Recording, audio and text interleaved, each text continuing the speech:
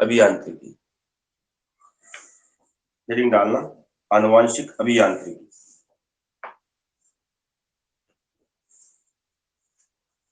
आनुवांशिकी अभियांत्रिकी।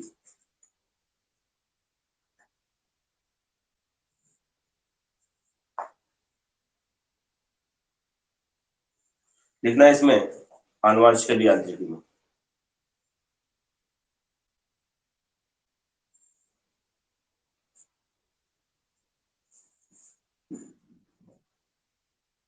लिखना सूक्ष्म जीवों जैसे जीवाणु, इसकी परिभाषा में लिखना सूक्ष्म जीवों जैसे जीवाणु, सूक्ष्म जीवों जैसे जीवाणु,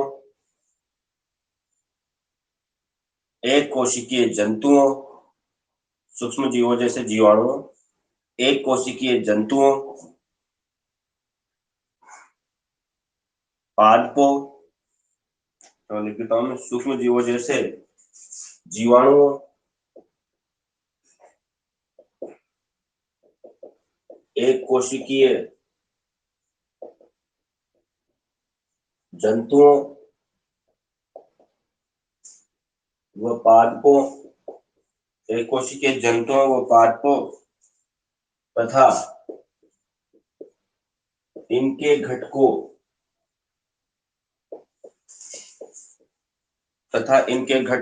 एक कोशिकीय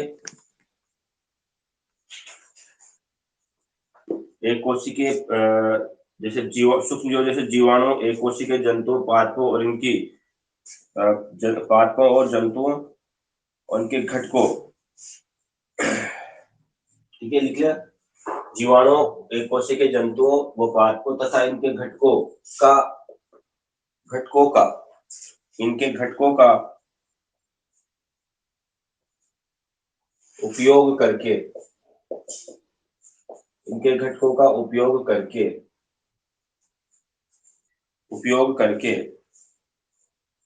मानव कल्याण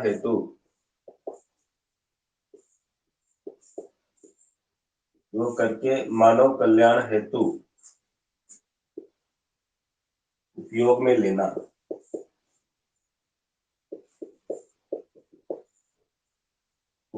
लेना, जैव प्रौद्योगिकी या बायो टेक्नोलॉजी कहलाता है।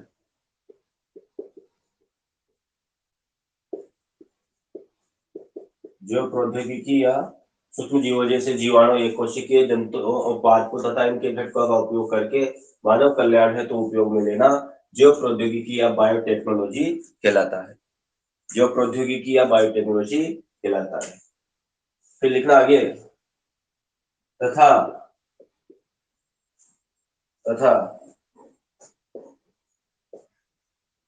किसी कोशिका मतलब किसी जीव के आनुवांशिक पदार्थ में, किसी जीव के आनुवांशिक पदार्थ में फेर फेर करके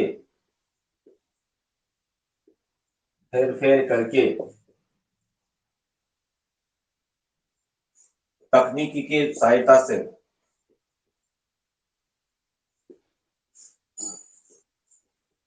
सहायता से बदलना तथा किसी जीव के आनुवांशिक पदार्थ में हेरफेर करके तकनीकी की सहायता से बदलना आनुवांशिक अभियांत्रिकी कहलाता है।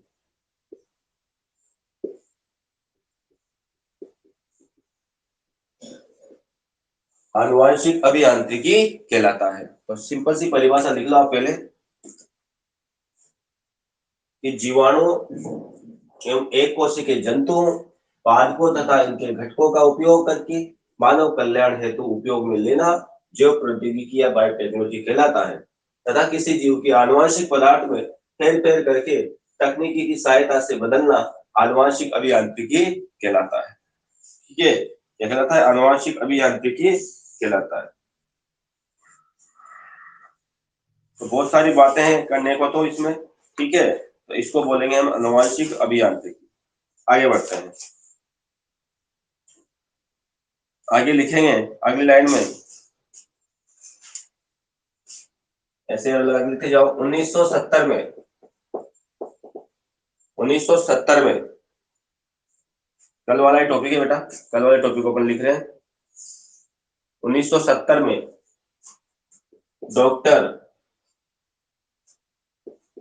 डॉक्टर हरगोविंद खुराना, 1970 में डॉक्टर हरगोविंद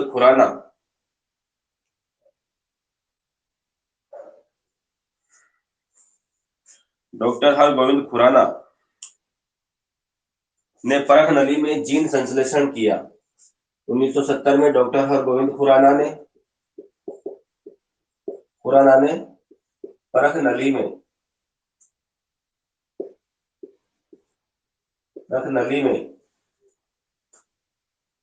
जीन संश्लेषण किया।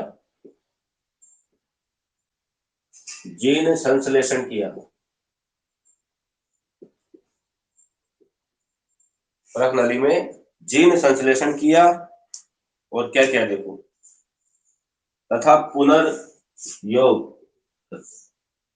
पुनर्योगस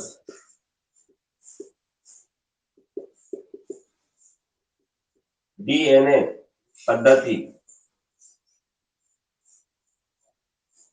पद्धति को ठोस धरातल प्रदान किया। कल समझाया था मैंने आपको कि डॉक्टर हरगोविंद खुराना जो भारत के वैज्ञानिक थे, उन्होंने क्या किया था, उन्होंने परख नली के अंदर जीन संश्लेषण किया था और पुनर्योगस डीएनए पद्धति को ठोस धरातल प्रदान किया था। भाई ये बात आप याद रखना, अच्छी सी परिभाषा है। सबसे पहले आपसे पूछा जाए कि डॉक्टर हरगोविंद खुराना का डीएनए रिकॉम्बिनेंट टेक्नोलॉजी में क्या योगदान है, ये आपको याद रखना है। ले जाएगा ना याद, क्या योगदान है? इंडिया के वैज्ञानिक थे बेटा, हमारे भारत के रहने वाले थे।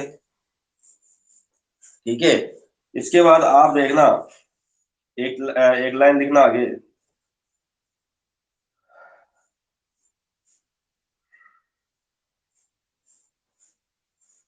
जीव विज्ञान की नवीनतम शाखाओं में, अगली लाइन से एरो लगा के लिखना, जीव विज्ञान की नवीनतम शाखाओं में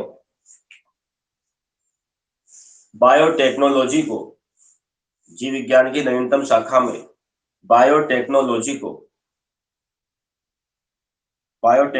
को सबसे ऊपर माना गया है।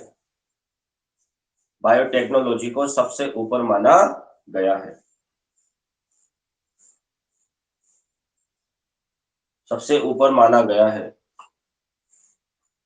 फिर अगली लाइन में लिखना, ये एक एक लाइन एक एक क्वेश्चन है आपके। अगली लाइन में लिखना, क्वेश्चन पूछे बायोटेक्नोलॉजी का क्या उद्देश्य है, तो अब लिखो, बायोटेक्नोलॉजी का मुख्य उद्देश्य, बायोटेक्नोलॉजी का मुख्य उद्देश्य, बायोटेक्नोलॉजी का मुख्य उद्देश्य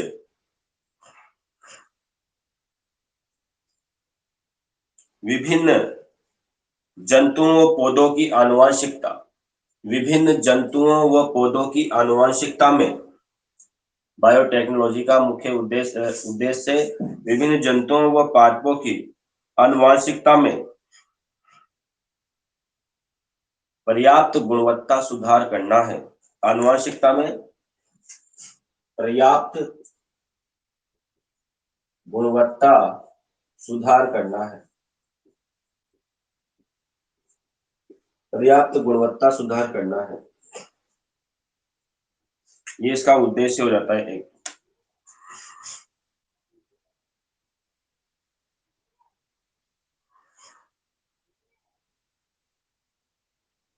फिर लिखिए आगे,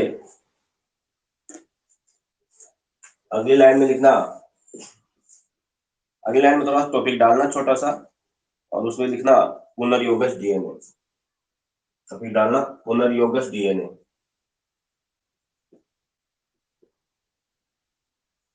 पुनर्योगस डीएनए या इसको बोलते हैं रिकॉम्बिनेंट डीएनए।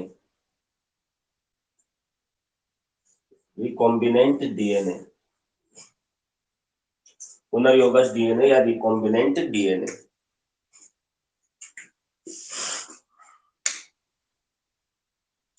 पुनर्योगज डीएनए या रिकॉम्बिनेंट डीएनए। ठीक है, लिखना है इसमें किसी भी जीव के, देखो पहले समझो क्या करते हैं। देखो ये होता है बेटा कि हम क्या करते हैं, ये दूसरा, ये तो है क्या, फॉरेन डीएनए, बाहरी डीएनए, बाहरी डीएनए, और ये कोशिका का डीएनए है ना। इसमें क्या करते हैं हम, इस वाले डीएनए को यहाँ पे कट लगा देते हैं और इस वाले डीएनए को यहाँ पे जोड़ देते हैं। तो ये जो अगला डीएनए बनेगा, दूसरा वाला डीएनए जो बनेगा, इस कोशिका से जुड़ा हुआ था यहाँ से, है ना, ये वाला, इसकी बात कर रहा हूँ मैं। इसको हटाया और इसको लगाया, यहाँ पे भी ये डीएनए जो बनेगा इसी को बोलेंगे आर डीएनए, अर्थात रिकॉम्बिनेंट डीएनए। लेकिन हम क्या करें, ये कोई डीएनए है, इस डीएनए में से हम इस भाग को हटा दें, किसी भाग को क्या कर दे, रिमूव कर दे, हटा दे, और इसको हटा करके इन दोनों सिरों को ही जोड़ दे, इसको हटा करके इन दोनों सिरों को ही जोड़ दे, ये भी आर डीएनए कहलाएगा। ये नहीं है कि आप क्या करो, आप किसी डीएनए में से बाहरी डीएनए ले लो या वांछित डीएनए ले लो, इसको वांछित बोला जाता है, वांछित डीएनए, डिजायर्ड डीएनए। वांछित डीएनए का इसमें प्रयोग कराएंगे और नया डीएनए बन जाएगा जिसको बोलेंगे रिकॉम्बिनेंट डीएनए। लेकिन यहाँ हम ऐसा भी कर सकते हैं, हम हमारे मूल डीएनए होता है, उस मूल डीएनए में से क्या कर सकते हैं, कुछ अनुपयोगी भाग को हटा सकते हैं, अनुपयोगी भाग को क्या कर सकते हैं, हटा देते हैं। अनुपयोगी मतलब हानिकारक भी हो सकता है, डीएनए में क्या कर रहा हो, वो जीन हानिकारक काम कर रहा हो, उस हानिकारक जीन को हटा सकते हैं और हटा करके इन दोनों हिस्सों को जोड़ देते हैं वापस, ये भी आर डीएनए कहलाता है। बात समझ रहे हो क्या कहना चाह रहा हूँ। रिकॉम्बिनेंट डीएनए की परिभाषा क्या है कि किसी भी डीएनए में, किसी भी डीएनए में वांछित जीन को जोड़ना या फिर उसमें से किसी हानिकारक जीन को हटाना भी रिकॉम्बिनेंट डीएनए कहलाता है। तो परिभाषा लिखो, लिखो किसी भी जीव के मूल डीएनए में, ये परिभाषा लिखना, किसी भी जीव के मूल डीएनए में, किसी भी जीव के मूल डीएनए में बाहरी डीएनए जोड़ने पर, किसी भी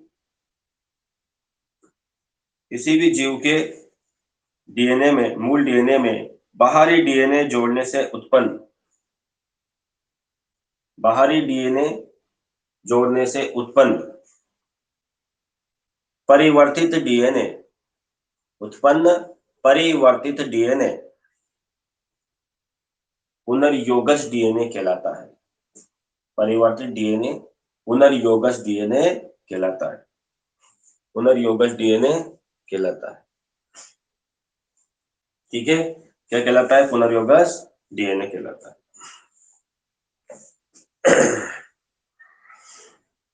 अगली लाइन में लिखना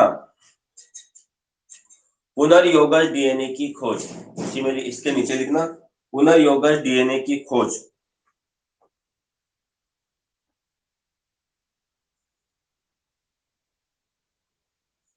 पुनर्योगज डीएनए की खोज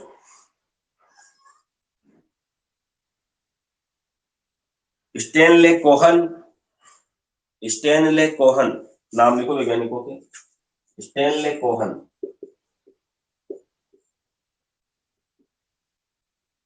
स्टेनले कोहन, बोयर व सहयोगियों, स्टेनले कोहर, बोयर व सहयोगियों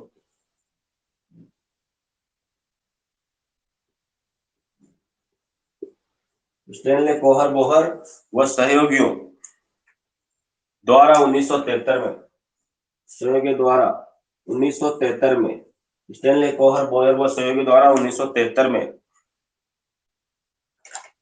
साल्मोनेला, 1973 में साल्मोनेला,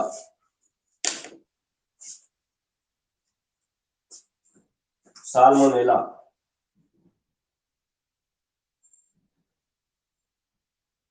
व एक और था इकोलाई, साल्मोनेला व इकोलाई जीवाणु में की, साल्मोनेला व इकोलाई जीवाणु में की।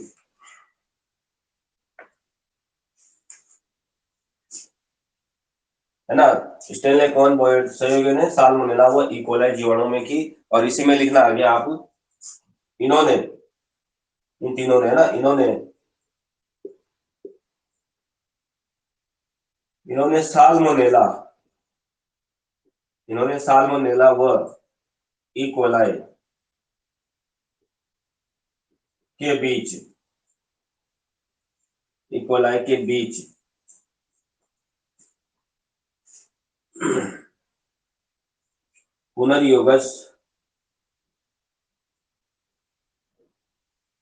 पुनर्योगज करके दिखाया था।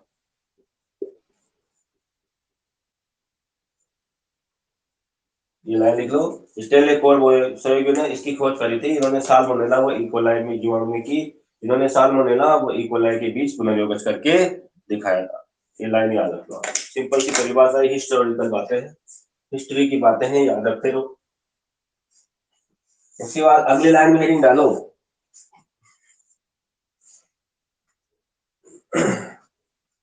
अगली लाइन में हेडिंग डालो, पुनर्योगज डीएनए प्रौद्योगिकी। पुनर्योगज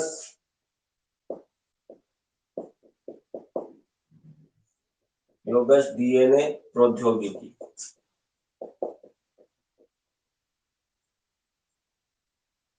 पुनर्योगज डीएनए प्रौद्योगिकी, पुनर्योगज डीएनए प्रौद्योगिकी।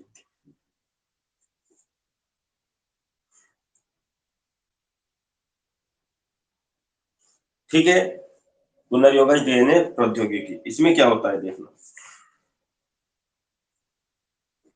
लिखो, किसी भी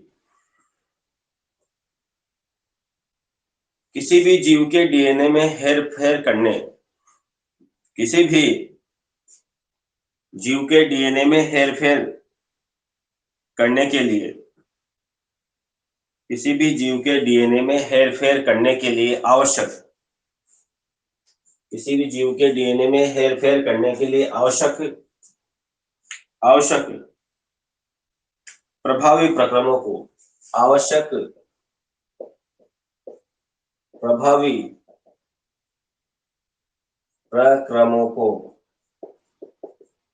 आवश्यक प्रभावी प्रक्रमों को पुनर्योगज डीएनए प्रौद्योगिकी कहते हैं। पुनर्योगज डीएनए प्रौद्योगिकी कहते हैं। परिभाषा याद है ना, छोटी छोटी 1 नंबर की परिभाषा इस पार्ट में से, इस यूनिट में से पूछते हैं हर साल। पुनर्योगज डीएनए प्रौद्योगिकी कहते हैं। अगली लाइन में लिखना, जीन अभियांत्रिकी का मतलब, जीन अभियांत्रिकी का मतलब, जीन अभियांत्रिकी का मतलब जीनों के हेरफेर द्वारा, जीन अभियांत्रिकी का मतलब जीनों के हेरफेर द्वारा किसी भी जंतु या पादप, किसी भी जंतु या पादप की आनुवंशिकता में, किसी भी जंतु या पादप की आनुवंशिकता में उपयोगी परिवर्तन करना है, उपयोगी परिवर्तन करना है।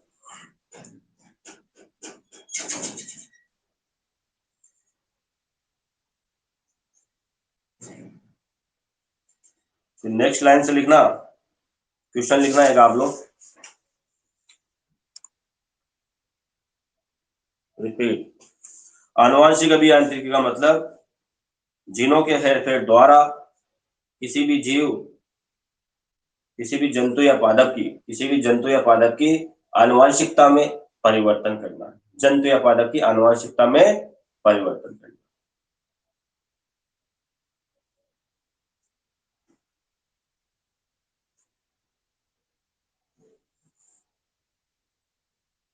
ठीक है, चलिए, क्या है, अब हमारी बायोटेक्नोलॉजी शुरू होगी।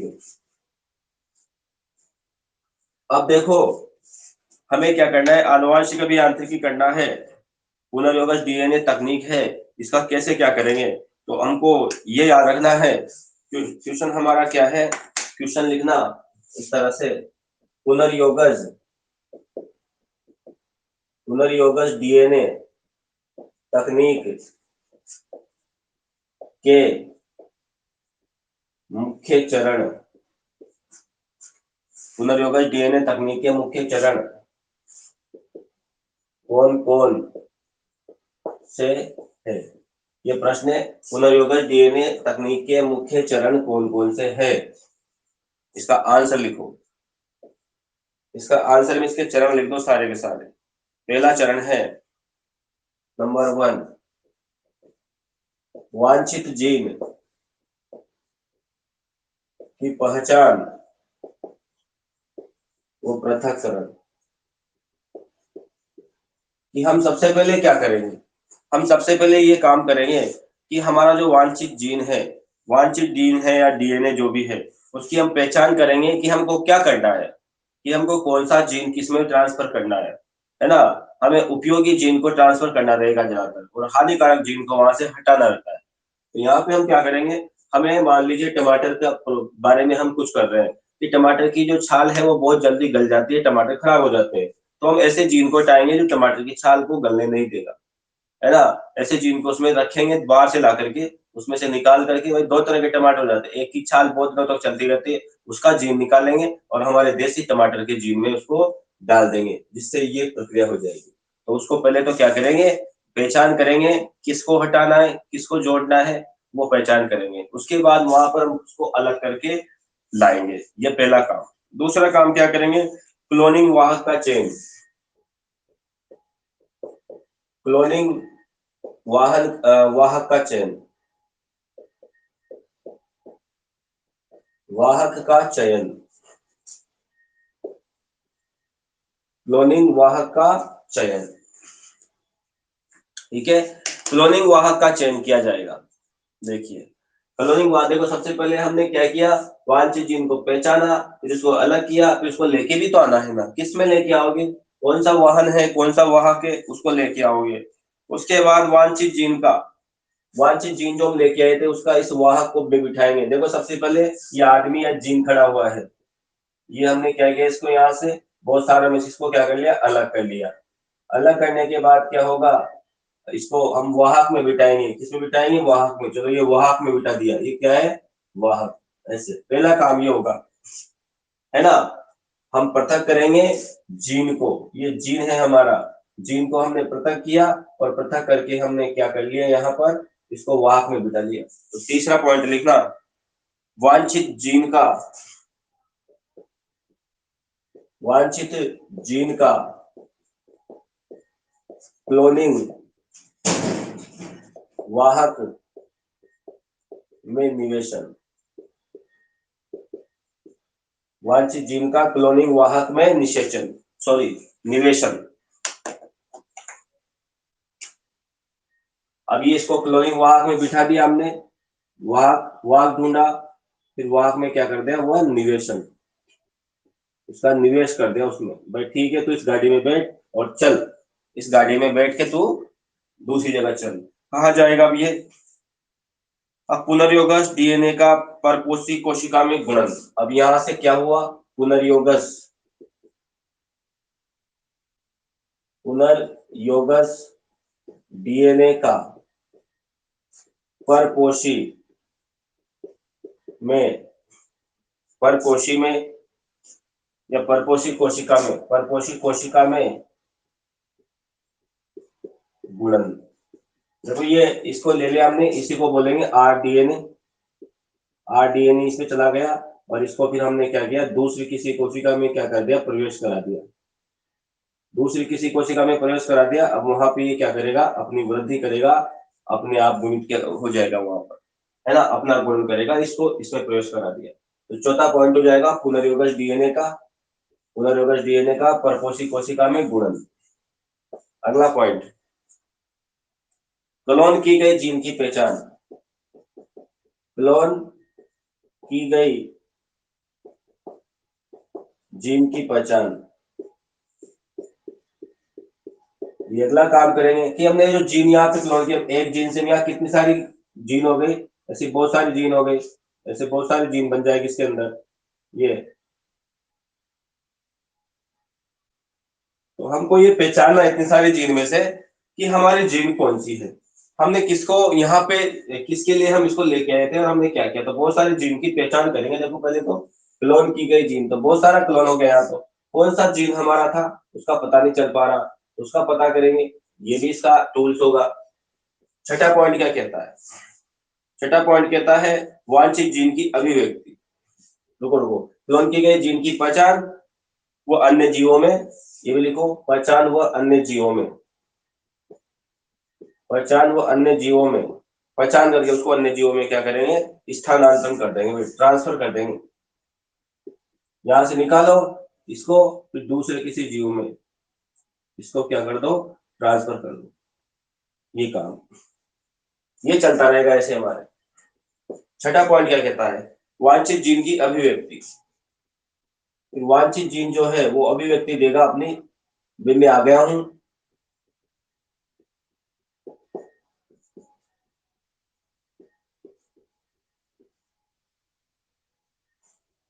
वांछित जीन की अभिव्यक्ति। फिर इस वांछित जीन की क्या होगी, यहाँ पर किसी दूसरी कोशिका में, किसी दूसरी कोशिका में क्या हो करेगा, ये जीन अपनी अभिव्यक्ति देगा कि मैं आ गया हूँ, प्रकट करेगा अपने आप को और अपने गुणों को क्या करेगा, दर्शाएगा। तो वांछित जीन की अभिव्यक्ति हो जाएगी। ठीक है, तो ये अपने इसके पुनर्योगज डीएनए तकनीक के मुख्य मुख्य बिंदु है भाई। इन बिंदुओं को आपको ऐसे याद रखना है, अलग अलग भी हम इनको पढ़ेंगे अब आगे आकर के। अभी तो केवल इतना याद रख लो, पुनर्योगज डीएनए तकनीक के मुख्य चरण कौन कौन से हैं, उन चरणों को आप याद रखो। ठीक है, और उसके पहले हमको पुनर्योगज डीएनए प्राप्त करना है, वो कैसे प्राप्त करें, है ना। तो उसके लिए आप अगला क्वेश्चन लिखना, क्वेश्चन लिखना, जीन अभियांत्रिकी के द्वारा, जीन अभियांत्रिकी के द्वारा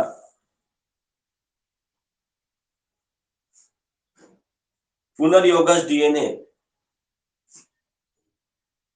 जीन अभियांत्रिकी के द्वारा पुनर्योगज डीएनए प्राप्त करने के लिए, पुनर्योगज डीएनए प्राप्त करने के लिए, जीन अभियांत्रिकी द्वारा पुनर्योगज डीएनए प्राप्त करने के लिए किन किन उपकरणों की आवश्यकता होती है, किन किन उपकरणों की आवश्यकता होती है, किन किन उपकरणों की आवश्यकता होती है, उनके भी नाम लिख लो आप पहले। तो कौन कौन से उपकरण है, पहला उपकरण तो यही है, नंबर 1 रेस्ट्रिक्शन एंडोन्यूक्लियस एंजाइम। पहला नंबर पे restriction, restriction endo nucleus enzyme, restriction endonuclease enzyme, restriction endonuclease enzyme. दूसरा है वाहक, वाहक को प्राप्त करेंगे। ठीक है, वाहक को प्राप्त करने के बाद हम प्राप्त करेंगे परपोषी या ग्राही कोशिका को, ये भी चाहिए हमको, परपोषी या ग्राही कोशिका। और चौथे चीज नंबर पे चाहिए क्या,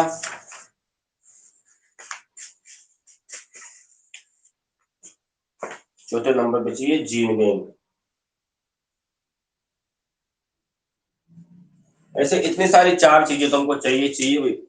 इन चार चीजों के बिना आनुवांशिक अभियांत्रिकी में हम वांछित डीएनए को प्राप्त नहीं कर पाएंगे। हमने क्या किया, हमने सबसे पहले रेस्ट्रिक्शन एंडोन्यूक्लियस की सहायता से वांछित डीएनए को किसी में से भी क्या कर लिया, काट लिया। ऐसे हमने वांछित डीएनए को काट लिया यहां से, फिर उसको एक वाहक में बिठा दिया, इस वाहक में, फिर उसको परपोषी में भी भेज दिया। ठीक है ना, तो बहुत सारे जीन बनेंगे, उन बहुत सारे जीन बनेंगे, उन जीनों को रखा कहाँ जाएगा, तो उन जीनों को रखा जाता है जीन लाइब्रेरी में या जीन बैंक में रखा जाता है, ये आप याद रखिए। ठीक है, तो सबसे पहले हम क्या करते हैं, वांछित जीन का पृथक्करण करते हैं, है ना। वांछित जीन का पृथक्करण करते हैं, कैसे करेंगे वही बात हम लिखेंगे यहाँ पर। तो आप पॉइंट नंबर 1 डालना, वांछित जीन की पहचान व पृथक्करण, वांछित जीन की पहचान व पृथक्करण, वांछित जीन की पहचान व पृथक्करण।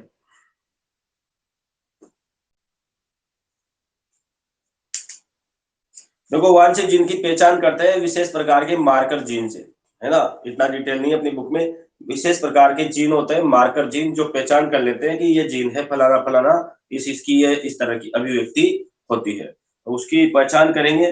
पहचान करने के बाद हम क्या करेंगे, रेस्ट्रिक्शन एंडोन्यूक्लियस एंजाइम। कौन सा एंजाइम, रेस्ट्रिक्शन एंडोन्यूक्लियस एंजाइम, है ना, रीना, ऐसे याद रखना, रीना, इस रीना की सहायता से, रेस्ट्रिक्शन एंडोन्यूक्लियस एंजाइम की सहायता से, ठीक है ना, रेने रेने याद रखेंगे। रेस्ट्रिक्शन एंडोन्यूक्लियस एंजाइम की सहायता से क्या करेंगे, हम इस एंजाइम, इस डीएनए के टुकड़े को काटेंगे, है ना, वांछित जीन को इस कैंची से, आणविक कैंचिया बोलते हैं इनको, क्या बोलते हैं इनको, आणविक कैंचिया बोलते हैं।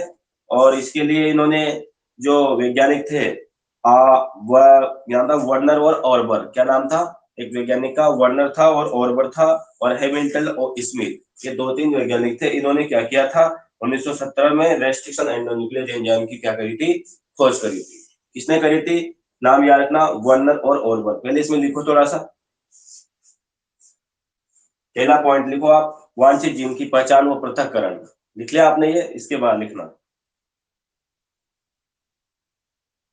लिखो, वांछित जीन की पहचान कर, वांछित जीन की पहचान कर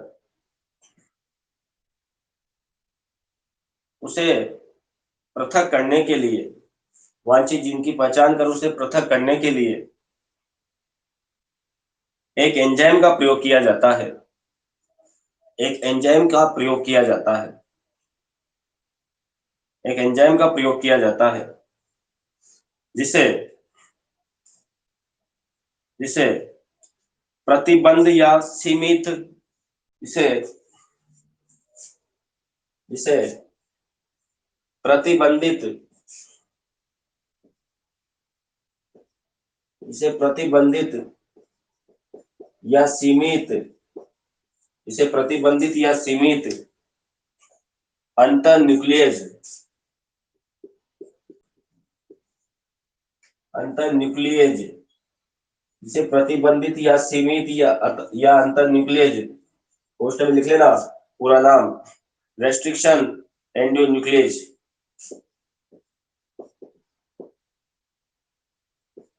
रेस्ट्रिक्शन एंडो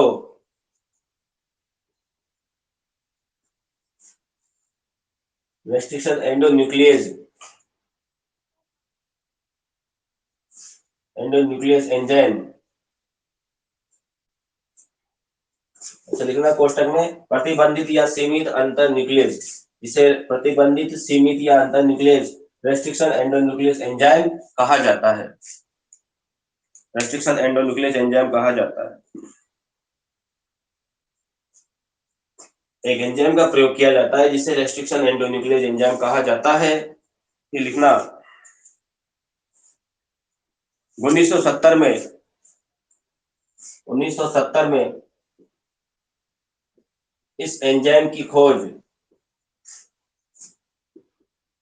1970 में इस एंजाइम की खोज वर्नर ऑर्बर, वर्नर ऑर्बर, वर्नर ऑर्बर व हैमिल्टन ओ मिश्र, सॉरी ओ स्मिथ,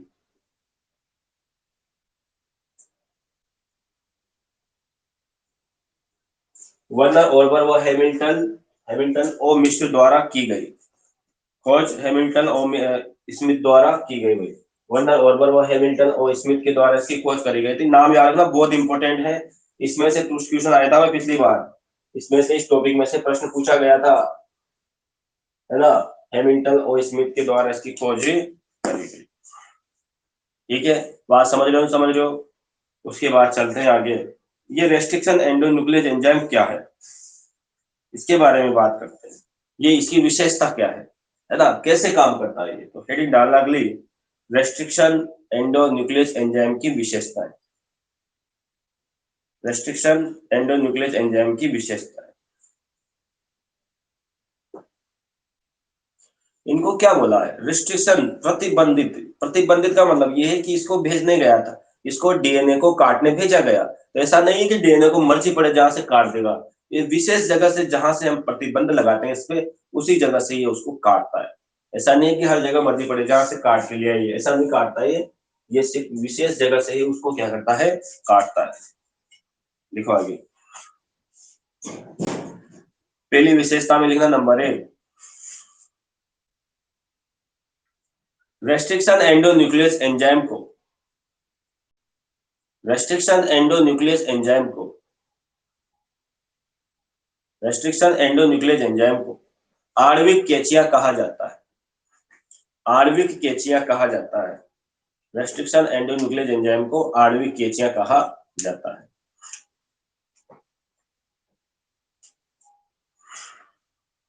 ये डीएनए अणु को, ये डीएनए अणु को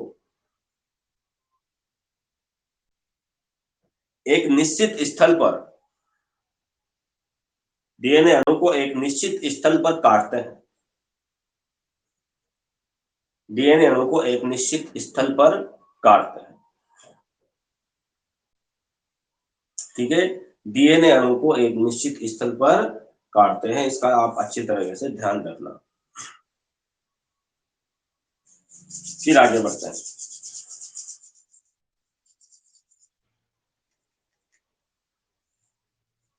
अब ये कहाँ मिलते हैं, किस जगह से लेके आए इन आणविक कैंचियों को, है ना? इन कैंचियों को कहां से लेकर लाया जाए और कैसे काटा जाए, तो लिखना अगली लाइन से।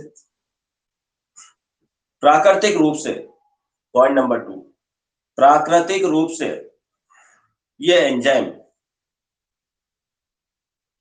प्राकृतिक रूप से ये enzyme E coli, E coli, प्राकृतिक रूप से ये enzyme E coli, bacillus, bacillus जीवाणु, ई कोलाई बेसिलस जीवाणु, स्ट्रेप्टोकोकस जीवाणु, स्ट्रेप्टोकोकस, स्ट्रेप्टोकोकस जीवाणु, ई कोलाई बेसिलस स्ट्रेप्टोकोकस जीवाणु तथा थर्मस, तथा थर्मस एक्वेटिस आदि में पाए जाते हैं। थर्मस एक्वेटिस आदि में पाए जाते हैं। तो इस तरह से ये जीवाणु है, ठीक है ना? यहाँ पर कहाँ कहाँ मिलते हैं इसके बारे में बात की हमने। तो ये स्ट्रेप्टोकोकस में मिलते हैं, एक्वेटिस आदि में मिलते हैं, थर्मस एक्वेटिस होता है। थर्मस एक्वेटिस का मतलब जानते हो क्या आप लोग? थर्मस एक्वेटिस नाम का ऐसा जीवाणु होता है जो गोबर में गर्मी का कारण होता है। गोबर में गर्मी का कारण होता है, वही थर्मस एक्वेटिस होता है। हाँ, बैक्टीरिया, ये थर्मस एक्वेटिस एक बैक्टीरिया ही है जो गोबर में पाया जाता है। जो गोबर में पाया जाता है, जो क्या करता है, मेथेन में गोबर को जो है ना, गोबर की जो उसको मेथेन में बदल देता है। गोबर को खाता है और गोबर को खा करके, गला करके, सड़ा करके मेथेन नाम की गैस बनाता है। इसी कारण गोबर में क्या होती है, गर्मी होती है।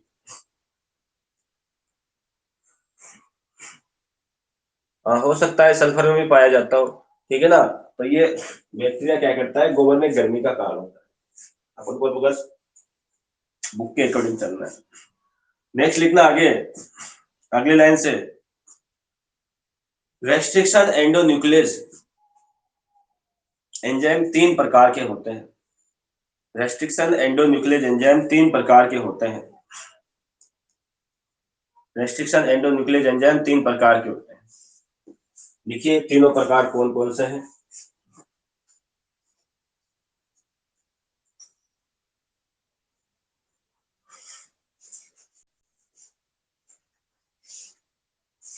तीन प्रकारों को लिख लीजिए आप। सबसे पहला प्रकार टाइप फर्स्ट, टाइप फर्स्ट, दूसरा टाइप सेकंड,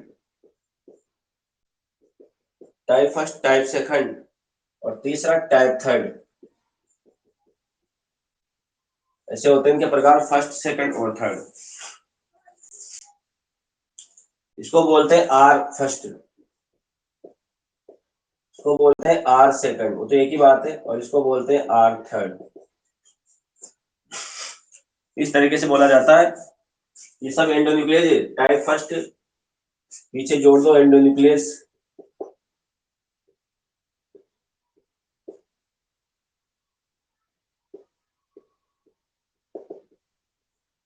ये सब सेम है, यहां से यहां तक दिखना नहीं है। तो ऐसे 4-5 प्रकार है, और इनमें से आर सेकंड का प्रयोग करते हैं हम जीन मानचित्रण। ठीक है, लिखना अगली लाइन में से, इनमें से केवल, नोट डाल के लिख लो ऐसे, इनमें से केवल आर सेकंड एंडोन्यूक्लियस, इनमें से केवल आर सेकंड एंडोन्यूक्लियस का उपयोग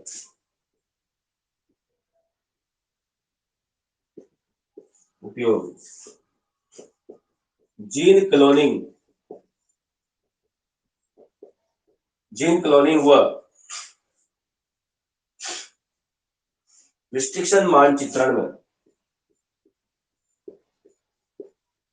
रिस्ट्रिक्शन मानचित्रण में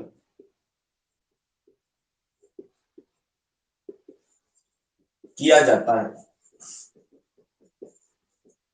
रिस्ट्रिक्शन मानचित्रण में किया जाता है।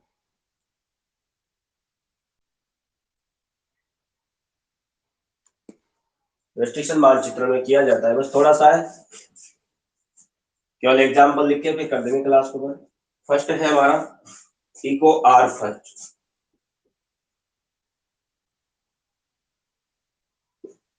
आर फर्स्ट ऐसे लिख लो, इको आर फर्स्ट, और HIND हिंद थर्ड है, फर्स्ट है हिंद सेकंड, बस ऐसे लिख लो बस केवल। ठीक है, फिर बाकी कल पढ़ेंगे।